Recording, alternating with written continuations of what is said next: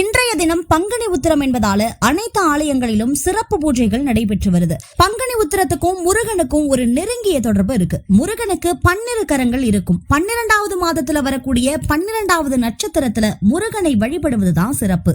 உத்திர நட்சத்திரமும் மிகவும் சிறப்பு வாய்ந்தது. 12வது மாதமான பங்குனியும் 12வது நட்சத்திரமான உத்திரமும் இணையும் நாளைதான் பங்குனி உத்திரம் என்று கூறப்படுகிறது. இதுக்கு ஒரு வரலாற்று கதையும் கூறப்படுது. சூரபத்மனின் தம்பியான தாரகா எலியாய் மாறி கிரவன் மலையில் புகுந்த போது முருகப்பெருமான் தன்னோட வேளால அந்த மலையை வீழ்த்தி எறிந்த நாள் தான் பங்குனி உத்திரம் நாள் என கூறப்படுது. அது மட்டும் இல்லாம முருகன் தெய்வானையை மனம் முடித்த நாள் இந்த நாள் என்பதால திருமணங்களுக்கு ஒரு சிறப்பான நாளா இந்த பங்குனி உத்திர தினம் பார்க்கப்படுது.